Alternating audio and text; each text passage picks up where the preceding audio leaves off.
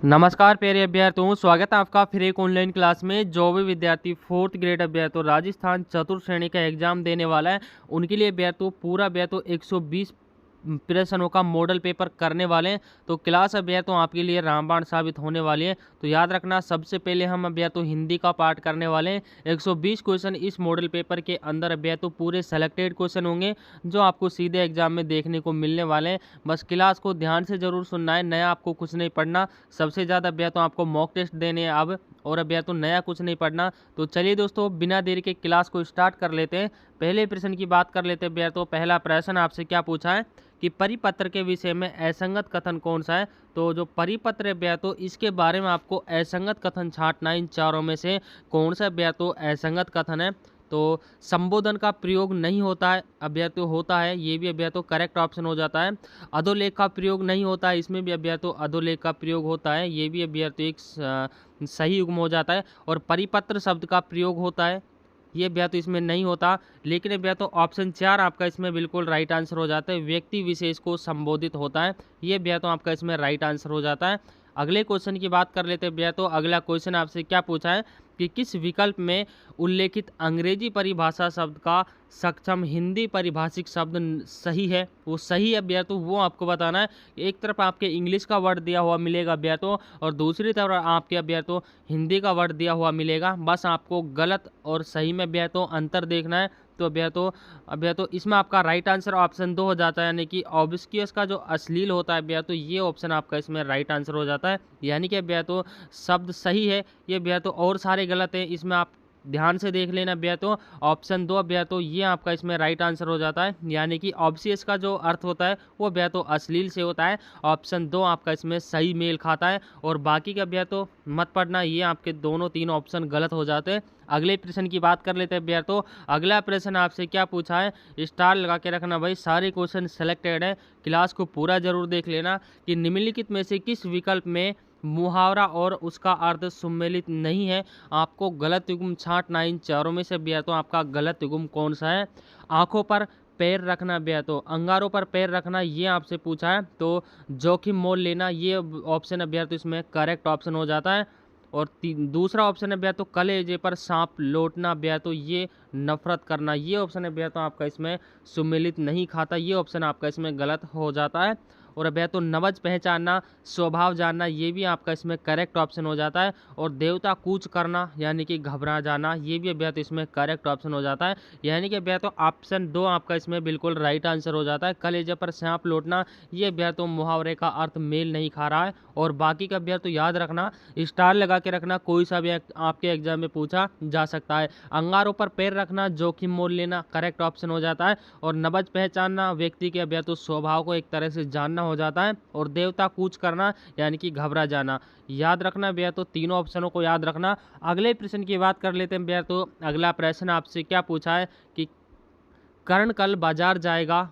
वाक्य याद रखना भैया। तो कर्ण कल बाजार जाएगा वाक्य में किस काल का भेद है। तो वाक्य में भैया तो आपको भेद बताना है कि किस काल का है। तो कल भैया तो किस काल में आता है, भविष्य काल में, भूतकाल में, वर्तमान काल में, या भैया तो दिग्ध वर्तमान काल में। तो राइट आंसर की बात की जाए भैया तो जो आपका भविष्य काल है उसमें भैया तो कल आता है, यानी कि भैया तो कल बाजार जाएगा। भूतकाल भैया तो आपका नहीं होगा। वर्तमान काल जो अब प्रेजेंट में भैया तो आपका जो चल रहा है, और भूतकाल यानी कि जो बीता हुआ कल है। तो ऑप्शन 1 आपका इसमें बिल्कुल राइट आंसर हो जाता है। अगला क्वेश्चन है भैया तो आपसे क्या पूछा है। अगले क्वेश्चन की बात कर लेते हैं कि शुद्ध वाक्य नहीं है। अब भैया तो शुद्ध वाक्य नहीं है वो आपको पहचानना है और नहीं में आपको विशेष ध्यान रखना है। एग्जाम क्वेश्चन पेपर आप करोगे, है और नहीं में भैया तो आपको विशेष ध्यान कर आपको क्वेश्चन पढ़ने, तब आपको टिक लगाना है। तो राइट आंसर भैया तो वह विलाप करके रोने लगा, ये भैया तो इसमें भैया तो शुद्ध वाक्य नहीं है। बाकी का भैया तो सारे शुद्ध वाक्य, इस बात को स्पष्टीकरण की आवश्यकता है, ये भी इसमें करेक्ट ऑप्शन हो जाता है। याद रखना भैया तो मैंने उसकी बहुत प्रतीक्षा की, ये भी इसमें सही वाक्य हो जाता है। और वह विलाप करके रोने लगा, यानी कि विलाप अभ्या तो या अफसोस करके रोने लगा, ऐसे भी वो बोल सकता था, यानी कि ये ऑप्शन अभ्या तो मेल नहीं खाता। ऑप्शन 3 आपका इसमें राइट आंसर हो जाता है। उसने अपने पाँव से जूता उतारा, ये भी अभ्या तो इसमें करेक्ट ऑप्शन हो जाता है। ऑप्शन 3 आपका इसमें अभ्या तो गलत ऑप्शन है, यानी कि राइट आंसर हो जाता है। अगला क्वेश्चन अभ्या तो आपसे क्या पूछा है कि इस प्रश्न में आपको बताना है अभ्यर्थियों कि अनुग्रहित का शुद्ध रूप क्या होगा। तो अनुग्रहित का शुद्ध रूप अभ्यर्थियों ऑप्शन 3 हो जाएगा।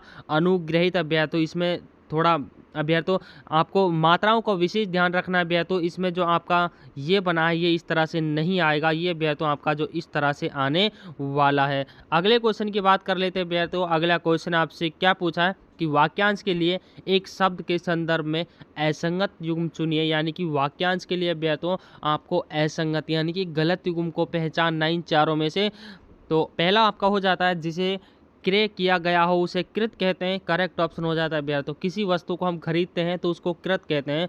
जिसका हाथ बहुत तेज चलता हो उसको क्या कहते हैं अभ्यर्थियों? अभ्यर्थियों उसे कहा जाता है, ये ऑप्शन भी आपका इसमें राइट आंसर हो जाता है अभ्यर्थियों, क्षिप्रहस्त अभ्यर्थियों उसको कहा जाता है। और सुंदर और लंबे बालों वाली स्त्री को क्या कहा जाता है अभ्यर्थियों? विकेशनीय अभ्यर्थियों उसको नहीं कहा जाता। ये ऑप्शन अभ्यर्थियों आपका इसमें गलत ऑप्शन यानी कि राइट आंसर हो जाता है। और जो अभ्यर्थियों कृत्रिम वेश धारण कर लेता है उसे अभ्यर्थियों छपरी अभ्यर्थियों छवि अभ्यर्थियों कहते हैं। तो राइट आंसर अभ्यर्थियों ऑप्शन 3 हो जाता है, याद रखना। अगले क्वेश्चन की बात कर लेते हैं। अगला प्रश्न आपसे क्या पूछा है कि प्रधान का विलोम शब्द क्या होगा। तो प्रधान का जो विलोम शब्द है वो आपको बताना है। तो गौण अभ्यर्थियों गौण जो प्रधान का विलोम शब्द है वो गौण हो जाता है। अगले क्वेश्चन की बात कर लेते हैं अभ्यर्थियों। अगला प्रश्न आपसे क्या पूछा है कि निम्नलिखित में से सुमेलित विलोम युग्म कौन सा नहीं है। तो विलोम युग्म अभ्यर्थियों आपको छांटना है, इन चारों में से गलत आपको छांटना है अभ्यर्थियों। अथ का इति हो जाता है, ये भी इसमें करेक्ट ऑप्शन हो जाता है। अंधकार का अभ्यर्थियों क्या हो जाता है? प्रकाश हो जाता है, करेक्ट ऑप्शन हो जाता है। अनुकूल का अभ्यर्थियों समकूल नहीं होगा, यह अभ्यर्थियों अनुकूल का प्रतिकूल हो सकता है। प्रतिकूल अभ्यर्थियों याद रखना प्रतिकूल हो सकता है। और अभ्यर्थियों अर्थ का अनर्थ, ये भी अभ्यर्थियों इसमें करेक्ट ऑप्शन हो जाता है, यानी कि ऑप्शन 3 अभ्यर्थियों जो आपका मेल नहीं खाता है। अनुकूल का अभ्यर्थियों आपको प्रतिकूल करके आना है। अगले क्वेश्चन की बात करते हैं अभ्यर्थियों। अगला क्वेश्चन आपसे क्या पूछा है कि किस विकल्प में परस्पर पर्यायवाची शब्द नहीं है, यानी कि अभ्यर्थियों भास्कर का निरास्कर हो जाएगा, ये अभ्यर्थियों आपका इसमें गलत ऑप्शन हो जाता है। पहला ही ऑप्शन आपका गलत मेल खा रहा है अभ्यर्थियों। चंद्रमा का अभ्यर्थियों शशांक करेक्ट ऑप्शन हो जाता है। चपला का अभ्यर्थियों बिजली करेक्ट ऑप्शन हो जाता है। समुद्र का अभ्यर्थियों उदती, ये भी इसमें करेक्ट ऑप्शन हो जाता है, यानी कि ऑप्शन 1 आपका इसमें राइट आंसर हो जाता है। अगले क्वेश्चन की ओर चलते हैं अभ्यर्थियों। अगला प्रश्न आपसे क्या पूछा है कि दूध शब्द निम्नलिखित में से किसका पर्यायवाची नहीं है। तो याद रखना अभ्यर्थियों दूध जो शब्द है वो अभ्यर्थियों छिरका हो जाएगा, पे का हो जाएगा, वारी का अभ्यर्थियों नहीं होगा, और अभ्यर्थियों गोरस का हो जाएगा। याद रखना, तीनों को याद रखना, कोई सा भी आपके एग्जाम में पूछा जा सकता है। ऑप्शन 3 आपका इसमें राइट आंसर हो जाता है। अगला क्वेश्चन है अभ्यर्थियों आपके स्क्रीन के सामने कि अभ्यर्थियों आलूत शब्द में अक प्रत्यय जोड़ने पर क्या बनेगा। स्टार लगा के रखना भाई क्वेश्चन के अंदर। और अभी तक जिस भी विद्यार्थी ने क्लास को लाइक नहीं किया भाई कि एक बार क्लास को लाइक ज़रूर कर दीजिएगा। इतने बच्चे क्लास को देख रहे हैं, लाइक सभी को करना है। तो आचुल शब्द में अभ्यर्थियों अक प्रत्यय जोड़ने पर क्या शब्द बनेगा ये आपको बताना है। तो क्या बनेगा अभ्यर्थियों? आलोचक बनेगा। ऑप्शन 2 आपका इसमें बिल्कुल राइट आंसर हो जाएगा। लाइक भाई सभी कर दीजिएगा, एक बार क्लास को लाइक कर दीजिएगा। लाइक में अभ्यर्थियों आपका कुछ नहीं जाता, बस कॉन्फिडेंस हमारा बढ़ता है। अगला क्वेश्चन आपसे क्या पूछा है कि अध लिखा शब्द में कौन सा उपसर्ग है। स्टार लगा लेना भाई, क्वेश्चन इंपॉर्टेंट क्वेश्चन है। अध लिखा शब्द में कौन सा अभ्यर्थियों आपको उपसर्ग, तो राइट आंसर अभ्यर्थियों ला आपका इसमें राइट आंसर हो जाएगा। उपसर्ग अभ्यर्थियों ला।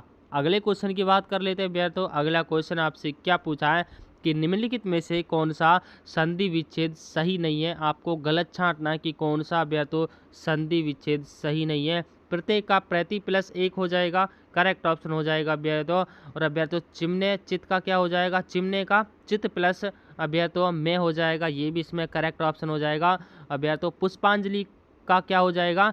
पुष्प प्लस अंजलि, ये भी इसमें अभ्यर्थियों करेक्ट ऑप्शन हो जाएगा। लेकिन अभ्यर्थियों ये ऑप्शन आपका इसमें गलत ऑप्शन हो जाएगा अभ्यर्थियों। जगन्नी की क्या हो जाएगा अभ्यर्थियों जगज प्लस जननी, ये ऑप्शन अभ्यर्थियों आपका इसमें गलत, यानी कि 4 ऑप्शन आपका इसमें राइट आंसर हो जाता है। तीनों को याद रखना अभ्यर्थियों, प्रत्येक का क्या हो जाएगा, प्रति प्लस एक, इसमें प्लस नहीं लगाया, थोड़ा मिसप्रिंट हो जाता, आप इसमें प्लस लगा लीजिएगा। अगला क्वेश्चन है भैया, तो आपसे क्या पूछा है कि अन्वेषण शब्द का सही संधि विच्छेद क्या होगा। तो अन्वेषण शब्द है, इसका सही संधि विच्छेद आपको बताना है अनु प्लस एषण, पहला ही ऑप्शन है भैया, तो आपका इसमें राइट आंसर हो जाता है। अन्वेषण का शब्द विच्छेद याद रखना अनु प्लस एषण। अगला क्वेश्चन है भैया, तो आपसे क्या पूछा है, अगले प्रश्न की बात कर लेते हैं कि निम्नलिखित में से देशज शब्द क्या है भैया। तो देशज शब्द क्या है, तो याद रखना भैया, तो मोखल शब्द है। ये क्वेश्चन है भैया, तो आपका बिल्कुल आपका जो एग्जाम पैटर्न आने वाला है भैया, तो सिलेबस पर उसी पर आधारित है, एक भी क्वेश्चन आपका यहाँ से बाहर नहीं है। अगले क्वेश्चन की बात कर लेते हैं भैया, तो अगला प्रश्न आपसे क्या पूछा है कि किस विकल्प में गुणवाचक विशेषण नहीं है। तो भैया, तो किस विकल्प में गुणवाचक विशेषण नहीं है, एक बार ऑप्शनों को भैया तो ध्यान से जरूर पढ़ लीजिएगा। तो राइट आंसर है भैया, तो सब, यशेष्ट और समूचा, इसमें भैया तो कोई विशेषण नहीं है, गुणवाचक विशेषण नहीं है। पिछला, वर्तमान, नया, इसमें भी भैया तो है। और भैया तो उचित, शांत, सीधा, इसमें भी भैया तो गुणवाचक विशेषण है। काल, बुरा, इस दुष्ट, दुष्ट एक विशेषण है भैया तो, और बुरा, वे व्यक्ति बुरा है, एक विशेषता बता रहा है। और काल भैया तो ये भी एक विशेषता बताने वाला शब्द है, यानी कि ऑप्शन 3 आपका इसमें बिल्कुल राइट आंसर हो जाता है। अगला क्वेश्चन है भैया, तो आपसे क्या पूछा है कि निम्नलिखित में से क्रिया के विषय में कौन सा कथन गलत है। इन चारों में से आपको गलत कथन छांटना है भैया, तो कि कौन सा कथन गलत है। तो राइट आंसर की बात कर लेते हैं भैया, तो ऑप्शन 2 आपका इसमें राइट आंसर हो जाता है, यानी कि क्रिया एक भैया तो अभिकारी शब्द है, ये ऑप्शन आपका इसमें गलत है। और बाकी चारों को भैया तो बाकी तीनों को आपको पढ़ना है कि क्रिया में, क्रिया से काम के करने या होने का बोध होता है, याद रखना, क्रिया से काम के करने या होने का बोध होता है। और तीसरा आपसे क्या पूछा है कि क्रियाएं धातुएं संज्ञाएं विशेष शब्द में से भी बनती हैं, याद रखना, ये भी इसमें करेक्ट ऑप्शन हो जाता है। ऑप्शन 2 भैया तो आपका इसमें राइट आंसर हो जाता है। इतना टाइम आपके पास नहीं है, आप क्लास को रोक कर इनको पढ़ सकते हो। अगले क्वेश्चन की बात कर लेते हैं भैया, तो अगला क्वेश्चन आपसे क्या पूछा है कि किस वाक्य में मध्यम पुरुष का प्रयोग हुआ है। तो मध्यम पुरुष का प्रयोग अभ्या तो किस वाक्य में हुआ है, तो याद रखना, आप आगे आ जाए, इसमें अभ्या तो मध्यम पुरुष का प्रयोग हुआ है। ऑप्शन 2 आपका इसमें राइट आंसर हो जाता है। अगला क्वेश्चन अभ्या तो आपसे क्या पूछा है कि निम्नलिखित में से जातिवाचक संज्ञा से बना भाववाचक संज्ञा शब्द कौन सा है। तो याद रखना, स्टार लगा के रखना, बुढ़ापा अभ्या तो आपका इसमें राइट आंसर हो जाता है। जातिवाचक संज्ञा से बना भाववाचक संज्ञा अभ्या तो बुढ़ापा। अगले क्वेश्चन की बात कर लेते हैं भैया, तो अगला क्वेश्चन, अब यहाँ से भैया तो आपके जो कंप्यूटर के क्वेश्चन थे भैया, तो कंप्यूटर के क्वेश्चन हम करने वाले 20 क्वेश्चन है भैया, तो हम कंप्यूटर के करने वाले, याद रखना, इनसे बाहर आपका जो कंप्यूटर का क्वेश्चन आने वाले हैं वो भैया तो आपके इनमें से बाहर नहीं जाने वाले। तो पहले क्वेश्चन की बात कर लेते हैं। पहला प्रश्न आपसे क्या पूछा है कि BIOS का पूरा नाम क्या है। तो BIOS का जो पूरा नाम है वो भैया तो आपको बताना है बेसिक इनपुट आउटपुट डिवाइस। पहला ही ऑप्शन है भैया तो आपका इसमें राइट आंसर हो जाता है, बेसिक इनपुट आउटपुट सिस्टम है भैया, तो option A is the right answer. अगला क्वेश्चन है भैया तो आपसे क्या पूछा है, अगले क्वेश्चन की बात कर लेते हैं कि भारत में डिजिटल कंप्यूटर का पहला प्रयोग किस क्षेत्र में हुआ है। स्टार लगा के रखना भाई। तो भारत में जो पहला डिजिटल कंप्यूटर है उसका प्रयोग मौसम विज्ञान में हुआ है, option A B is the right answer. अगला क्वेश्चन है भैया तो आपसे क्या पूछा है, अगले क्वेश्चन की बात कर लेते हैं कि आईसी चिप किस सामग्री से बनी होती है। तो आईसी चिप भैया तो किस सामग्री से बनी होती है ये आपको बताना है। तो सिलिकॉन से भैया तो आईसी चिप बनी होती है, ऑप्शन बी करेक्ट आंसर हो जाता है। अगले क्वेश्चन की बात कर लेते हैं भैया, तो अगला क्वेश्चन आपसे क्या पूछा है भैया तो कि भैया तो ASCII कोड में कितने करेक्टर होते हैं, याद रखना। तो ASCII में भैया तो ASCII में कितने भैया तो करेक्टर कोड होते हैं, तो याद रखना 128। पहला ऑप्शन है भैया तो आपका इसमें राइट आंसर हो जाता है। अगले क्वेश्चन की बात करते हैं भैया, तो अगला प्रश्न आपसे क्या पूछा है कि GUI का पूरा नाम क्या है। फुल फॉर्म भैया तो आपसे पूछी जाएगी, एक क्वेश्चन है भैया तो आपका 100 क्वेश्चन आने वाला है। तो GUI का पूरा नाम क्या हो जाएगा, ग्राफिकल यूजर इंटरफेस भैया, तो ऑप्शन ए आपका इसमें राइट आंसर हो जाता है, ग्राफिकल यूजर इंटरफेस भैया तो जो GUI का पूरा नाम हो जाता है। अगले क्वेश्चन की बात कर लेते हैं भैया, तो अगला क्वेश्चन आपसे क्या पूछा है भैया तो कि भैया तो कुड कॉम्पिटिंग में भैया तो LASS भैया तो याद रखना भैया तो ये इम्पोर्टेंट क्वेश्चन है, काफ़ी एग्जामों में ये क्वेश्चन देखा जाता है। तो ये आपसे पूछा गया भैया तो कि भैया तो कोल्ड कंप्यूटिंग में IaaS का मतलब क्या होता है। तो याद रखना भैया तो इसका मतलब होता है भैया तो इसका मतलब आपको इन्फ्रास्ट्रक्चर एज ए सर्विस। भैया तो ऑप्शन बी आपका इसमें बिल्कुल राइट आंसर हो जाता है। स्टार लगा के रखना भाई, काफ़ी एग्जामों में ये क्वेश्चन देखा जाता है, इंपॉर्टेंट क्वेश्चन है। अगला प्रश्न है भैया तो आपसे क्या क्या पूछा है कि USB का पूरा नाम क्या है। ये क्वेश्चन भी भैया तो इंपॉर्टेंट क्वेश्चन है कि USB का पूरा नाम क्या है। यूनिवर्सल सर्विस बस अभ्यर्थियों, ऑप्शन सी आपका इसमें राइट आंसर हो जाता है। यूनिवर्सल सर्विस बस अभ्यर्थियों, option C is the right answer. अगला क्वेश्चन अभ्यर्थियों आपसे क्या पूछा है कि इंटरनेट में TCP अभ्यर्थियों, TCP या IP भी कह सकते हैं आप, का उपयोग किसके लिए होता है। तो इंटरनेट में TCP या IP का उपयोग अभ्यर्थियों नेटवर्किंग प्रोटोकॉल के लिए किया जाता है। ऑप्शन बी अभ्यर्थियों आपका इसमें राइट आंसर हो जाता है। अगले क्वेश्चन की बात कर लेते हैं भैया तो अगला प्रश्न आपसे क्या पूछा है कि पाइथन किस प्रकार की प्रोग्रामिंग भाषा है। तो पाइथन भैया तो याद रखना हाई लेवल की वाली भाषा है। Option B is the right answer. Python भैया तो स्टार लगा के रखना, भाषाओं से आपका एक क्वेश्चन आने वाला है। अगले क्वेश्चन की बात कर लेते हैं भैया तो कि भारत में सबसे तेज सुपर कंप्यूटर 2023 तक कौन सा था भैया। तो 2023 तक आपको बताना है कि भारत में सबसे तेज जो कंप्यूटर था वो सुपर कंप्यूटर कौन सा था। परम सिद्ध भैया तो परम सिद्ध ऑप्शन भैया तो आपका डी राइट आंसर हो जाता है। परम सिद्ध AI भैया तो परम सिद्ध AI जो 2023 तक सबसे तेज कंप्यूटर था भैया। तो अगले क्वेश्चन की बात कर लेते हैं। अगला क्वेश्चन आपसे क्या पूछा है कि भैया तो मशीनी लर्निंग में उपयोग होने वाली मुख्य भाषा कौन सी है। तो मशीनी लर्निंग में जो भाषा उपयोग होती है वो भैया तो पाइथन होती है। ऑप्शन बी आपका इसमें बिल्कुल राइट आंसर हो जाता है। अगला क्वेश्चन है भैया तो आपसे क्या पूछा कि भैया तो VPN का उपयोग किसके लिए किया जाता है। तो VPN का उपयोग भैया तो किसके लिए किया जाता है, सुरक्षित नेटवर्क कनेक्शन के लिए भैया तो किया जाता है। ऑप्शन बी आपका इसमें बिल्कुल राइट आंसर हो जाता है। अगले क्वेश्चन की बात कर लेते हैं भैया तो अगला प्रश्न आपसे क्या पूछा है कि कौन सा ऑपरेटिंग सिस्टम ओपन सोर्स है। स्टार लगा के रखना भाई, इंपॉर्टेंट क्वेश्चन है, हर एग्जाम में ये क्वेश्चन देखा जाता है। तो याद रखना कौन सा ऑपरेटिंग सिस्टम ओपन सोर्स है भैया तो ल्यूनिक्स भैया तो ओपन सोर्स की श्रेणी में आता है। Option B is the right answer. अगले क्वेश्चन की बात कर लेते हैं भैया तो कि कंप्यूटर मेमोरी में भैया तो कैश का क्या उपयोग होता है, किस लिए होता है भैया तो कैश का उपयोग। तो याद रखना भैया तो स्पीड बढ़ाने के लिए कैश का उपयोग किया जाता है। बी ऑप्शन है भैया तो आपका इसमें राइट आंसर हो जाता है। अगले क्वेश्चन की बात कर लेते हैं भैया तो अगला क्वेश्चन आपसे क्या पूछा है प्यारे भैया तो कि भैया तो आर्टिफिशियल भैया तो याद रखना भैया तो आर्टिफिशियल इंटेलिजेंसी का जनक किसे कहा जाता है। तो आर्टिफिशियल इंटेलिजेंसी का जनक भैया तो मखार्थी को कहा जाता है, जॉन मखार्थी। ऑप्शन ए आपका इसमें बिल्कुल राइट आंसर हो जाता है। बात कर लेते हैं भैया तो अगले क्वेश्चन की। अगला क्वेश्चन भैया तो आपसे क्या पूछा है कि TCP IP मॉडेम में कितने लेयर होते हैं। याद रखना TCP मॉडल में कितने लेयर होते हैं। तो 4 लेयर अभ्यर्थ होते हैं। इंपॉर्टेंट क्वेश्चन है, काफ़ी बार एग्जाम में पूछा जाता है। ये 20 क्वेश्चन अभ्यर्थ हम कंप्यूटर के करने वाले हैं जो आपके एग्जाम में आने वाले हैं। ओनली 5 क्वेश्चन यहाँ से अभ्यर्थ आपके बाहर नहीं जाने वाले। याद रखना यहाँ से आपके क्वेश्चन देखने को मिलने वाले। अगला क्वेश्चन आपसे क्या पूछा है कि पहला माइक्रो प्रोसेसर 1971 में कौन सा था। 1971 में भैया तो पहला माइक्रो प्रोसेसर आया था। सन भी आपसे पूछी जा सकती है, याद रखना 1971 कौन सा था भैया तो इंटेल 4004 भैया तो इंटेल 4004। बी ऑप्शन आपको इसमें बिल्कुल राइट आंसर हो जाता है। अगला क्वेश्चन है भैया तो आपसे क्या पूछा है कि IPv6 एड्रेस कितने बिट का होता है। तो IPv6 एड्रेस जो होता है वो भैया तो 128 बिट का होता है।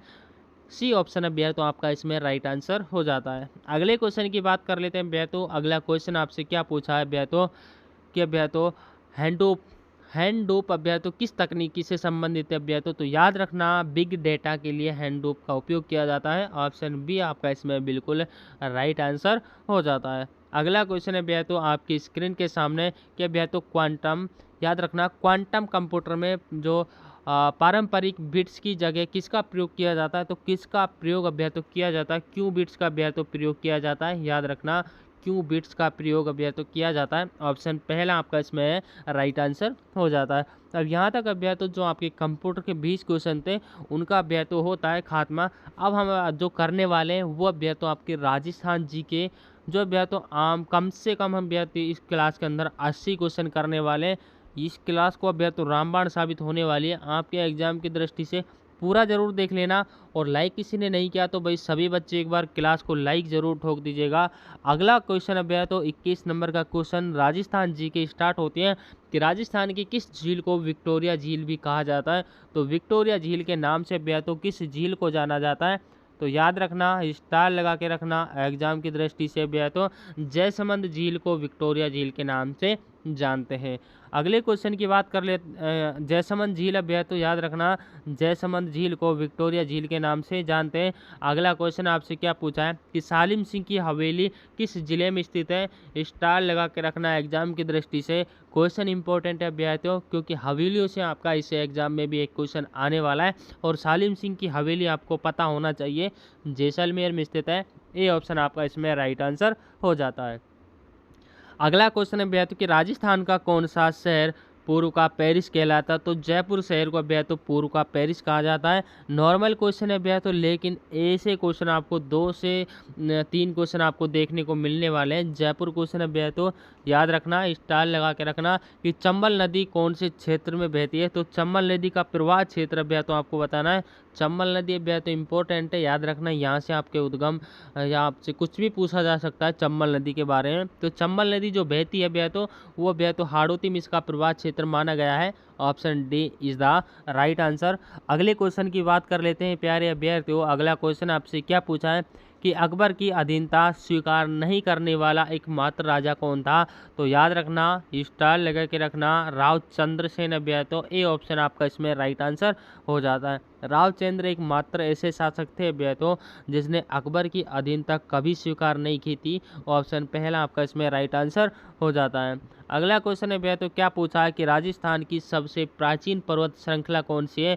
पता होना चाहिए और पता होगा अभ्यर्थी अरावली जो राजस्थान की सबसे प्राचीन पर्वतमाला की श्रेणी मानी जाती है। ऑप्शन ए आपका इसमें राइट आंसर हो जाता है। अगला क्वेश्चन अभ्यर्थी आपसे क्या पूछा है कि राजस्थान के भूगोल, याद रखना अभ्यर्थी राजस्थान की भूगोल को सर्वप्रथम किस विद्वान ने व्यवस्थित रूप दिया था? किस विद्वान के द्वारा राजस्थान की भूगोल नामक अभ्यर्थी ये आपका प्रोफेसर वीसी मिश्रा के द्वारा राजस्थान का जो भूगोल है उसका अध्ययन अभ्यर्थी किया गया था, और राजस्थान का भूगोल अभ्यर्थी उसको विभाजित किया गया था प्रोफेसर वीसी मिश्रा के द्वारा। और पुस्तक कौन सी थी? राजस्थान का भूगोल ये अभ्यर्थी पुस्तक थी। अगले क्वेश्चन की बात कर लेते हैं। अगला क्वेश्चन आपसे क्या पूछा है कि राजस्थान में राव जोधा ने किस शहर स्थापित की थी?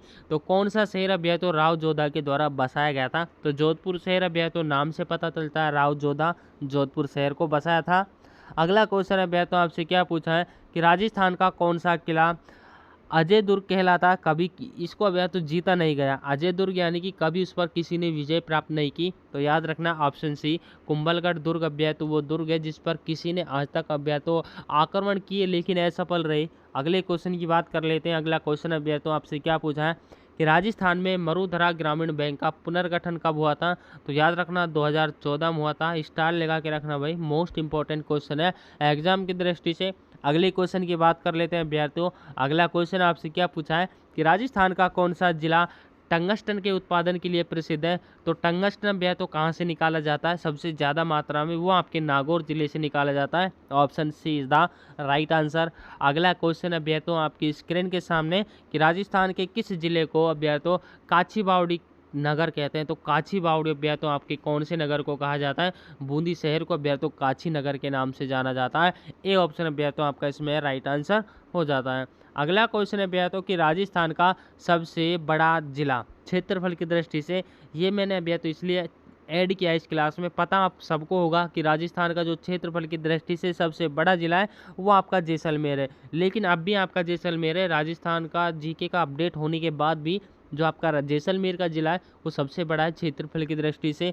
अगले क्वेश्चन की बात कर लेते हैं अभ्यर्थी चांद बावड़ी। स्टार लगा लेना भाई चांद बावड़ी के बारे में, क्योंकि ये क्वेश्चन ऐसा है राजस्थान लेवल के हर एग्जाम में पूछा जाता है। आबानेरी अभ्यर्थी, और आबानेरी कहाँ पर पड़ता है? दौसा में ये चांद बावड़ी स्थित है।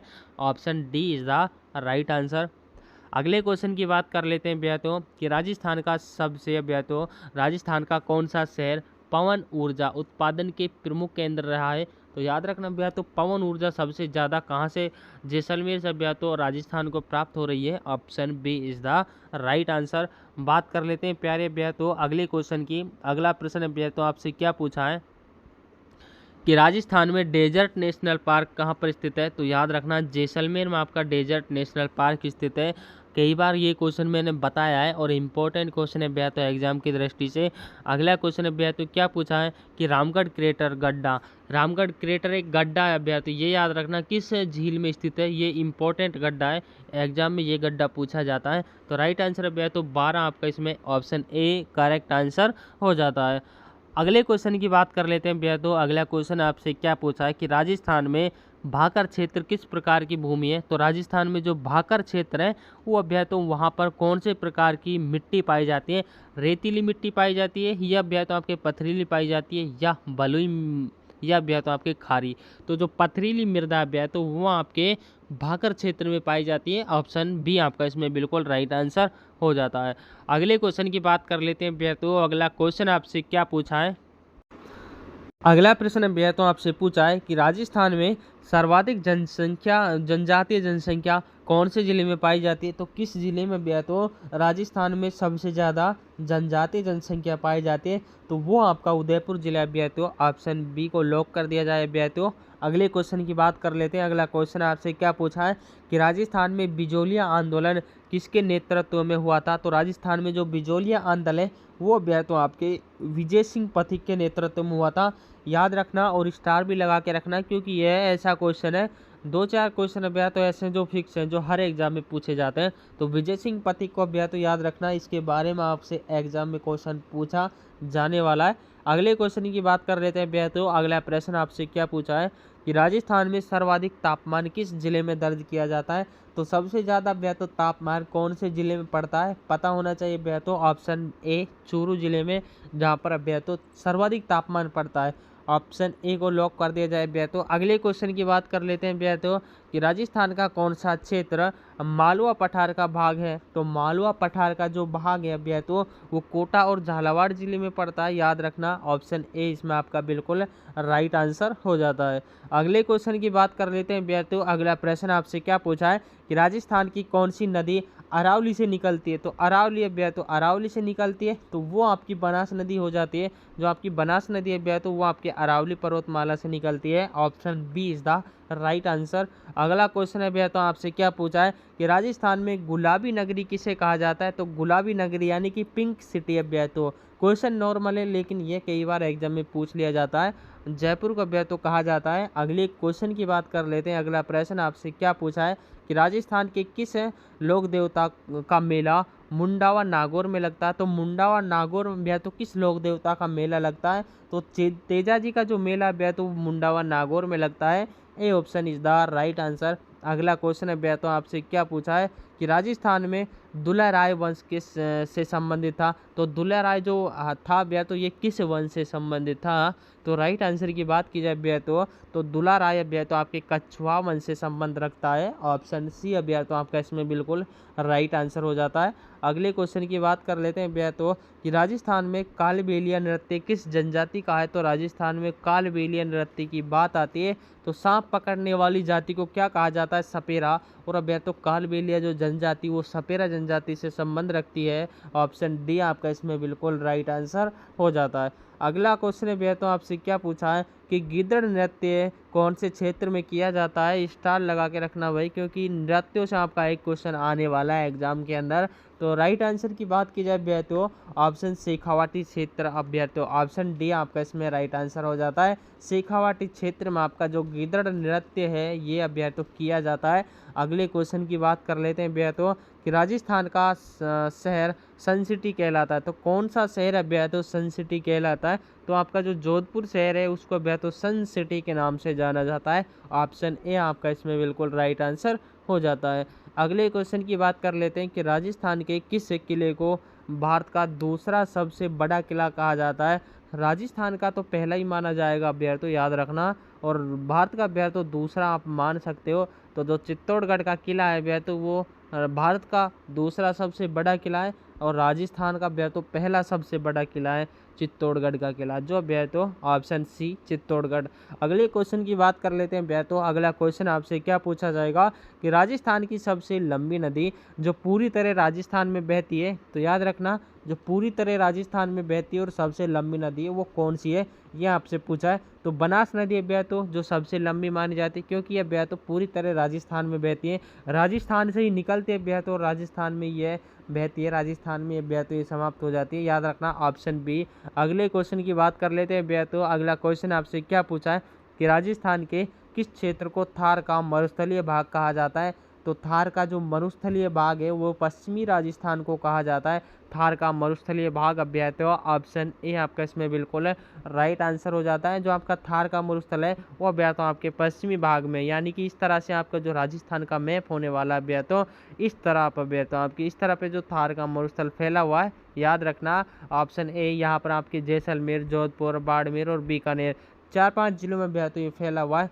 तो याद रखना जो आपका पश्चिमी क्षेत्र है वहाँ पर आपका मरुस्थल फैला हुआ है। अगले क्वेश्चन की बात कर लेते हैं भैया तो अगला क्वेश्चन आपसे क्या पूछा है कि राजस्थान में सिलवासा आंदोलन किस जनजाति से जुड़ा है, तो राजस्थान में जो सिलवासा आंदोलन है वो अभ्या तो भील जनजाति से जुड़ा हुआ है, ऑप्शन ए आपका इसमें बिल्कुल राइट आंसर हो जाता है। अगले क्वेश्चन की बात कर लेते हैं प्यारे अभ्यर्थियों, अगला क्वेश्चन आपसे क्या पूछा है कि राजस्थान का कौन सा नहर हवेलियों का शहर कहलाता है, तो हवेलियों का शहर अभ्या तो कौन सा नगर कहलाता है, याद रखना तो हवेलियों का शहर जहाँ पर सबसे ज़्यादा हवेलियाँ, तो याद रखना जो जोधपुर जैसलमेर ज़िला है वो भैया तो हवेलियों का शहर कहलाता है, यानी कि सालिम सिंह की हवेली भी आपके जो जैसलमेर ज़िले में स्थित है, तो याद रखना जैसलमेर को हवेलियों का शहर कहा जाता है। अगले क्वेश्चन की बात कर लेते हैं भैया तो अगला प्रश्न आपसे क्या पूछा है कि उदयपुर में कौन सी झील स्थित है, इन चारों में से फतेह सागर झील भैया तो आपके उदयपुर में स्थित है,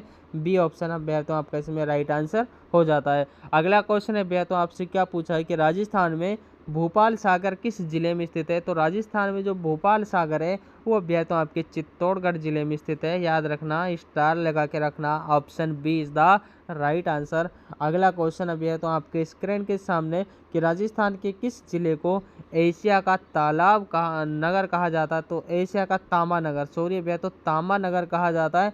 तो याद रखना जब भी तांबे की बात आती है तो हमारा एक ही जिला भैया तो याद आना चाहिए, जो आपका खेतड़ी झुंझुनू है वहाँ पर भैया तो आपका तांबा नगर कहा जाता है, लेकिन अब अपडेट होने के बाद अब भैया तो नीम का थाना आ सकता है ऑप्शन में, नीम का थाना भैया तो याद रखना नीम का थाना ऑप्शन में आए तो आपको नीम का थाना करके आना है। अगले क्वेश्चन की बात कर लेते हैं भैया तो कि राजस्थान के किस क्षेत्र को बागड़ कहा जाता है, तो बागड़ के नाम से भैया तो किस क्षेत्र को जाना जाता है, दक्षिणी पूर्वी भाग को भैया तो जाना जाता है। क्वेश्चन लेवल का भैया तो याद रखना काफ़ी एग्जामों में ये क्वेश्चन देखा जाता है, ऑप्शन ए आपका इसमें बिल्कुल राइट आंसर हो जाता है।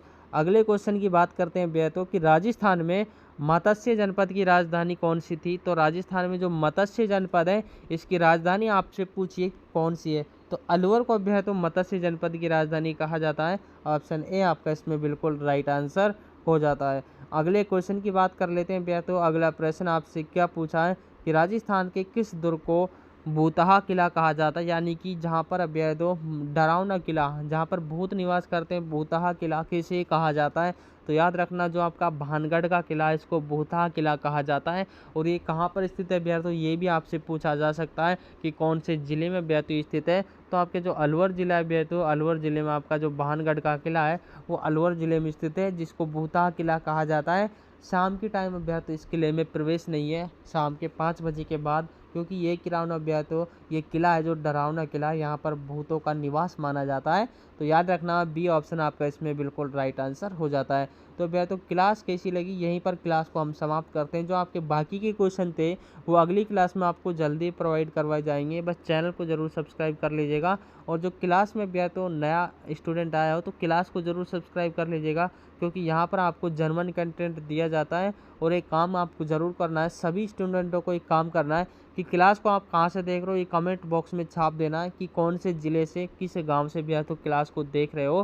तो याद रखना ये 2 काम आपको करके जाना है, एक लाइक करना है और एक कमेंट करना है कि आप क्लास को कहाँ से देख रहे हो। मिलते हैं विद्यार्थियों अगली क्लास में, तब तक के लिए जय हिंद साथियों।